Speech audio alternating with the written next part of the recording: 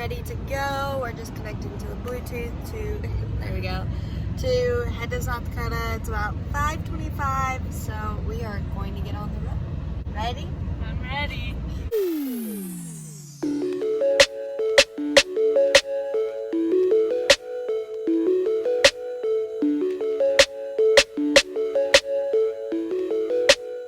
Update, it is now 5:30. The trailer lights are not working. So we're gonna be here for a little bit.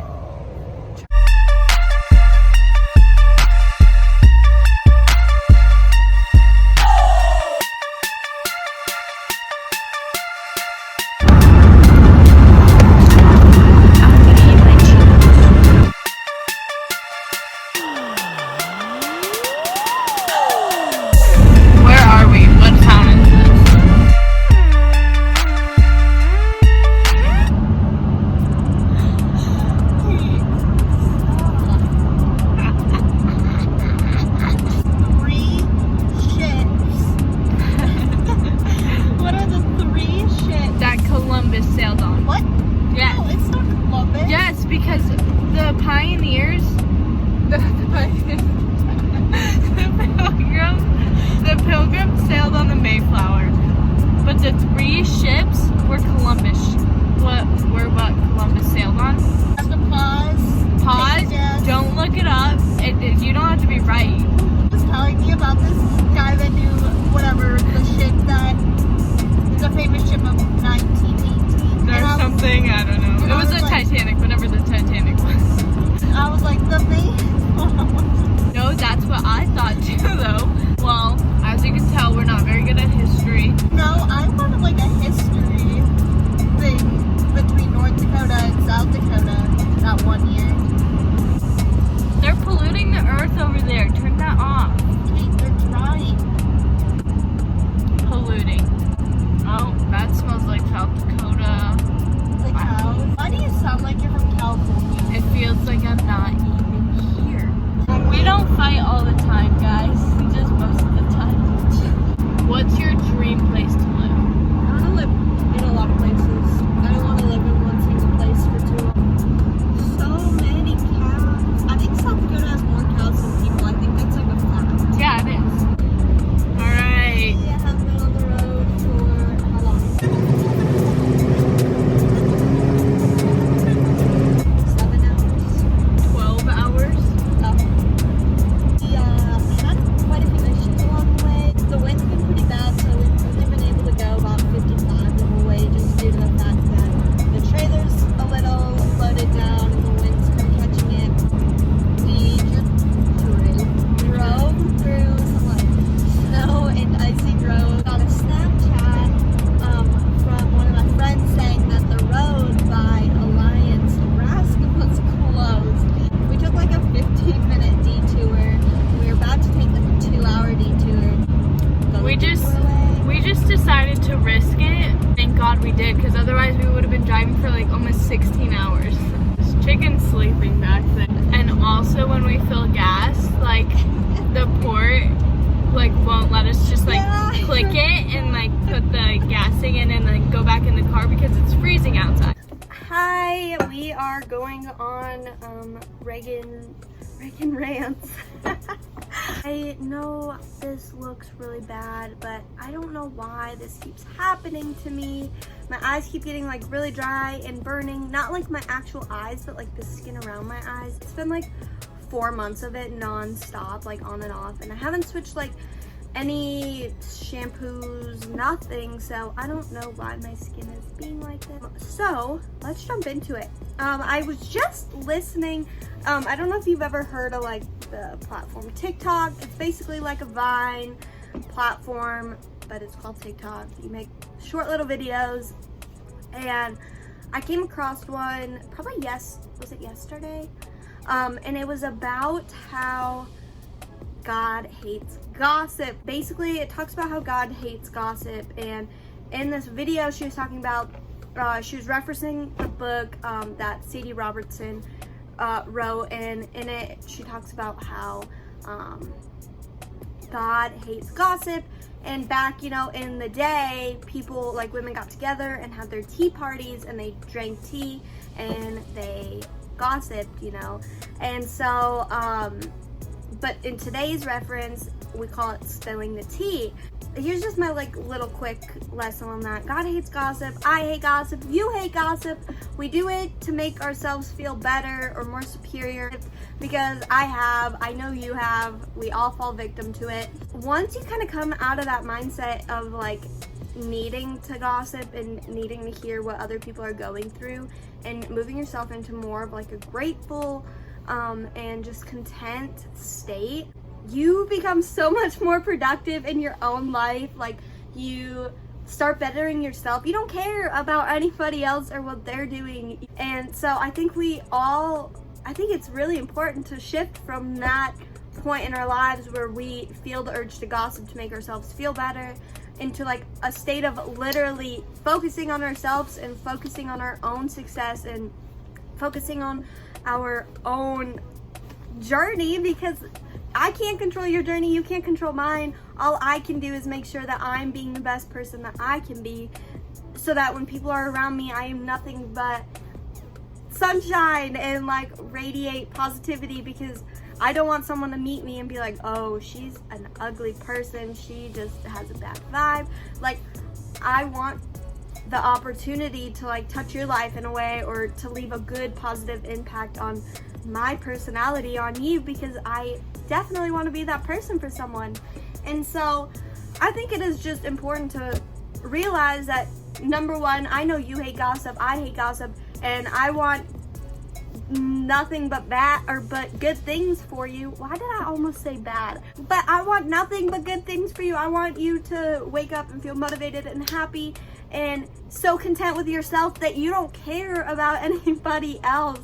And that's like one thing I know with my sister in high school, and I wish someone was with me, or I knew this at the time in high school, that people only talk about you to cover up their own insecurities, and sometimes they say things about you because they're literally speaking their own insecurities out into the world, but on you. So sometimes when you listen to people gossip or hate on somebody, it's because they are hating on a portion of their life that they, you know, does that make sense? I don't know if that really makes sense. Now that I live in like a bigger area, I don't really have the gossip as much that I know of. I guess I don't really listen to outside voices that like aren't in my inner circle, because obviously people in my inner circle, I have very much so weeded down. Like Jonna and Devin and all of them, they're only there to be positivity and light and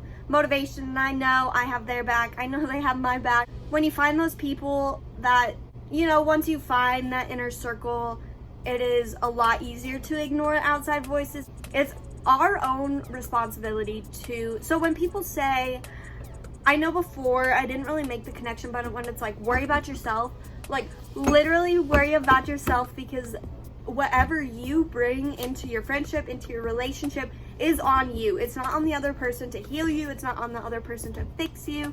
It's not on the other person to ensure that you are happy and you're in that state of mind. It is all on you.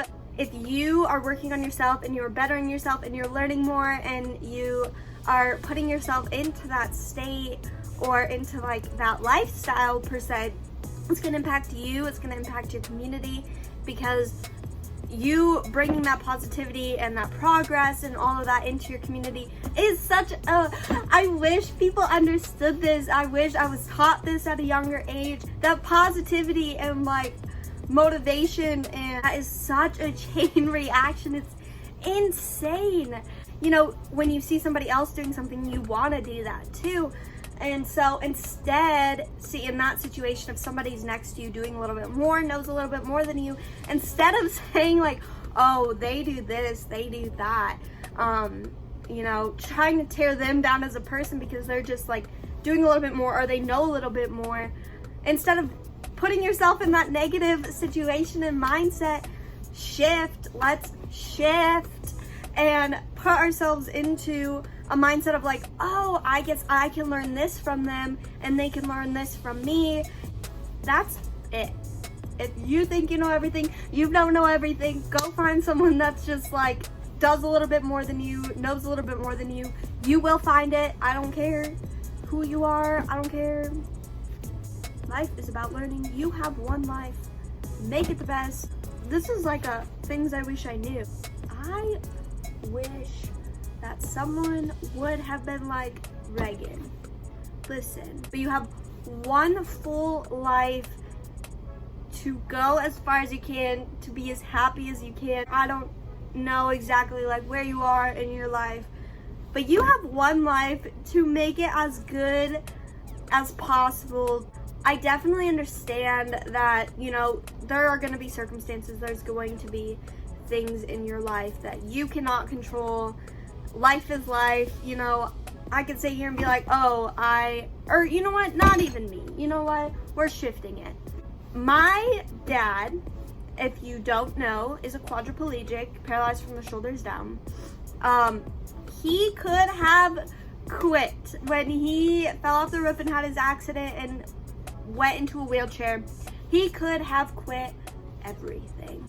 And I mean, for a moment there, they had to, you know, adjust and be in that season. He could have quit farming, he could have gave up, he could have became a super negative person. I do know that it hasn't always been easy. Life isn't easy. I'm not here to say like, oh, if you shift your mindset, life is gonna be easy. That's not the way it is. I can't control it. I wish I had the secret for you in that, but you have to be willing to wake up every single morning and put yourself in that positive mindset. He could wake up every morning and just decide, I don't want to be out of bed. I don't want to wake up. I don't want to check the markets. I don't want to learn about new innovations in the ag industry. I don't want to know. I don't care. I'm in a wheelchair. Screw it. You know, I'm just going to sit here. I'm just going to lay here. I'm going to do absolutely nothing with my life because I was put in this circumstance out of the odds, and I'm just going to sit in this wheelchair and I'm just going to be depressed. I'm going to be upset. I don't care anymore. And if he wouldn't have pushed through, I swear, him and my mom are some of the biggest influences in my life, showing you have to persevere through hard times. That's just the way it is. Life is hard, but you got to keep pushing and you got to keep shifting back into a positive mindset because you just have to. Life goes on. And so either you're going with it and you're going to go with the flow with it, or you're just gonna sit here and you're just gonna sit. And so obviously circumstances happen and that's uncontrollable, but we have the opportunity to shift our mindsets and our lifestyle per se to being motivated and to understanding that life does happen and it's up to us to take control of it and live the absolute best life we can with the circumstances we do have. And I mean, what is life if you are living something so negative and so upsetting? And I'm sorry, but I know some people are like, Regan, you are too happy, you are too motivated, you are too much. And you know what? I would rather be too happy and too motivated than to sit at home and be so sad and so depressed and so just mad at the world when I could make the world work for me instead of making the world work against me. And that's why I love these life lessons. I love reflecting because I think it's just it's so cool to kind of like learn and see and watch myself grow.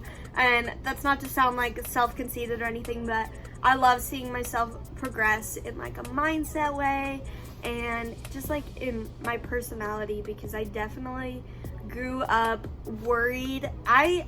Even in high school, I was so worried about what people thought of my outfit, about what I wore. Sophomore and junior year, I wouldn't go to school. I wore sweatpants maybe once a month because I cared about what people thought, about whether I had makeup on. And here I am with eyes looking like I got punched and sitting here talking with you with no makeup, full natural, everything I possibly can, because I genuinely don't care what you think about me with no makeup on, because this is me. This is who I am.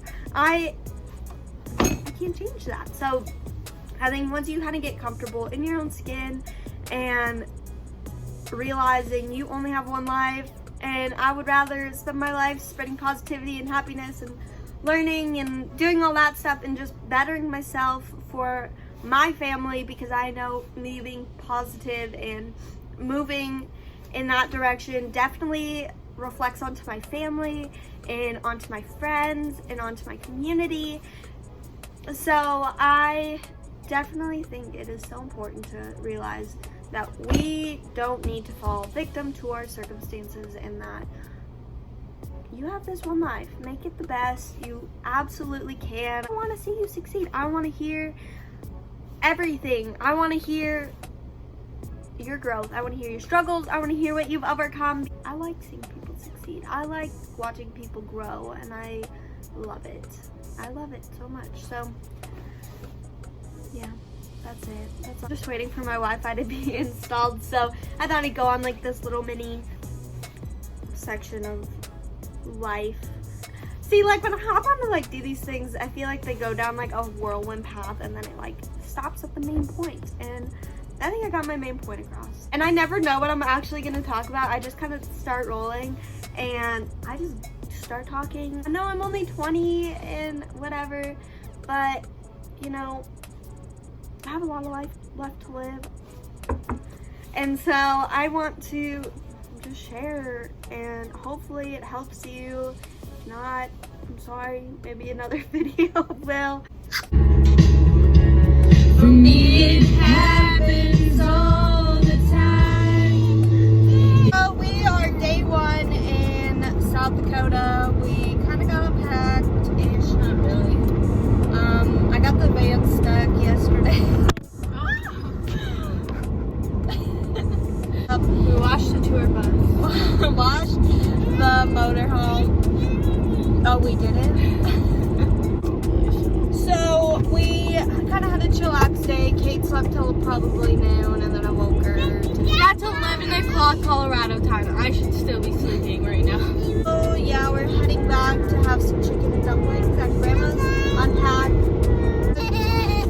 You already know the drill. You gotta drop one thing you're grateful for this week. And so Kate is joining me this week to tell us what she's thankful for. So you go first. Put me on the spot. I'm grateful for this time that I get to spend with my grandma and grandpa. I'm grateful to have everybody here as like a big support system for me. What are you grateful for, chicken?